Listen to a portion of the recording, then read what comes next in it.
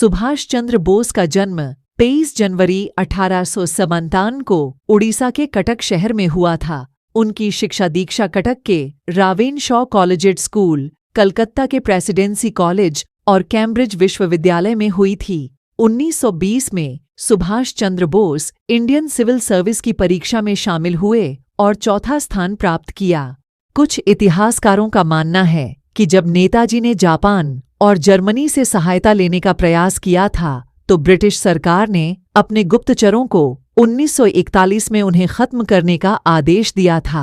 नेताजी ने 5 जुलाई 1943 को सिंगापुर के टाउन हॉल के सामने सुप्रीम कमांडर, सर्वोच्च सेनापति के रूप में सेना को संबोधित करते हुए दिल्ली चलो का नारा दिया और जापानी सेना के साथ मिलकर ब्रिटिश व कॉमनवेल्थ सेना से बर्मा सहित इम्फाल और कोहिमा में एक साथ जमकर मोर्चा लिया। 21 अक्टूबर 1943 को बोस ने आजाद हिंद फौज के सर्वोच्च सेनापति की हैसियत से स्वतंत्र भारत की अस्थायी सरकार बनाई, जिसे जर्मनी, जापान, फिलीपींस, कोरिया, चीन, इटली, मांचुको और आयरलैंड सहित 11 देशों की सरकारों ने मान्यता दी थी। जापान ने अंडमान और निकोबार द्वीप समूह इस अस्थायी सरकार को दे दिए। सुभाष उन द्वीपों में गए और उनका नया नामकरण किया। 1944 को आजाद हिंद फौज ने अंग्रेजों पर दोबारा आक्रमण किया और कुछ भारतीय प्रदेशों को अंग्रेजों से मुक्त भी करा लिया। कोहिमा का युद्ध 4 अप्रैल 1944 से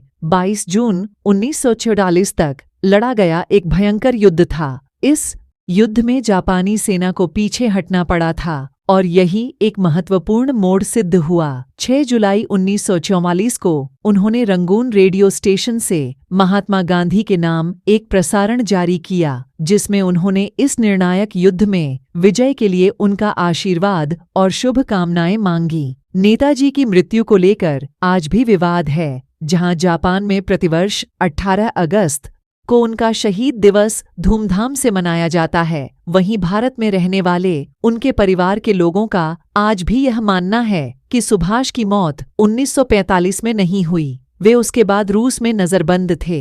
यदि ऐसा नहीं है तो भारत सरकार ने उनकी मृत्यु से संबंधित दस्तावेज अब तक सार्वजनिक नहीं किए, क्योंकि नेताजी की मृत्यु नहीं हुई थी। 16 जनवरी 2014 गुरुवार को कलकत्ता उच्च न्यायालय ने नेताजी के लापता होने के रहस्य से जुड़े खुफिया दस्तावेजों को सार्वजनिक करने की मांग वाली जनहित याचिका पर सुनवाई के लिए विशेष पीठ के गठन का आदेश दिया।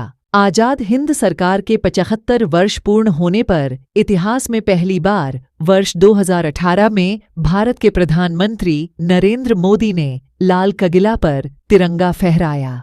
23 जनवरी 2021 को नेताजी की 125वीं जयंती, जिसे भारत सरकार के निर्णय के तहत पराक्रम दिवस के रूप में मनाया गया। 8 सितंबर 2020 को नई दिल्ली में राजपथ, जिसका नामकरण कर्तव्य पथ किया गया है, पर नेताजी की विशाल प्रतिमा का अनावरण किया गया। आइए सुभाष चंद्र बोस जी के बारे में कुछ और जानकारियां जानते हैं। 1928 में गांधी जी ने कांग्रेस अध्यक्ष पद के लिए सुभाष को चुना तो था, मगर उन्हें सुभाष की कार्य पद्धति पसंद नहीं आई। इसी दौरान यूरोप में द्वितीय विश्व युद्ध के बादल छा गए थे।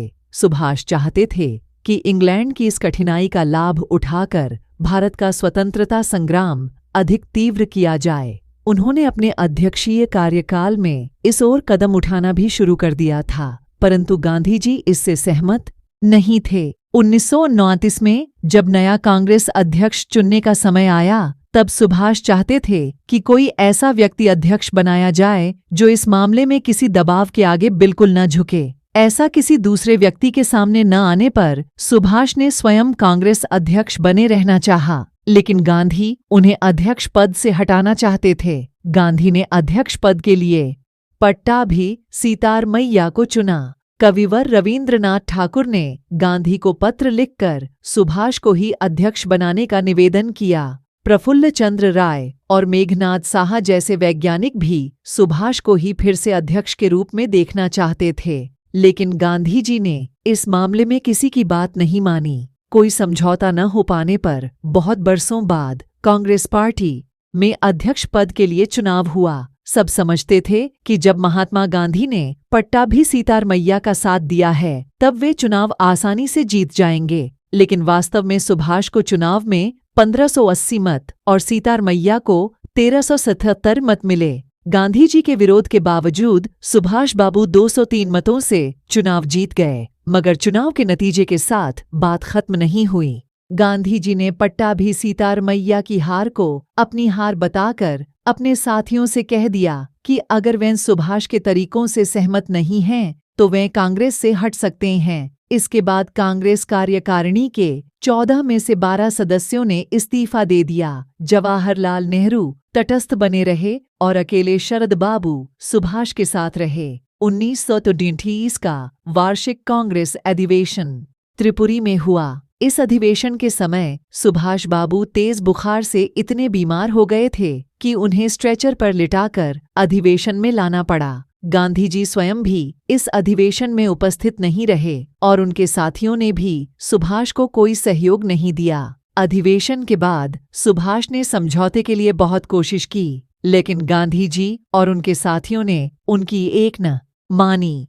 परिस्थिति ऐसी बन गई कि सुभाष कुछ काम ही न कर पाए। आखिर में तंग आकर 29 अप्रैल 1929 को सुभाष ने कांग्रेस अध्यक्ष पद से इस्तीफा दे दिया।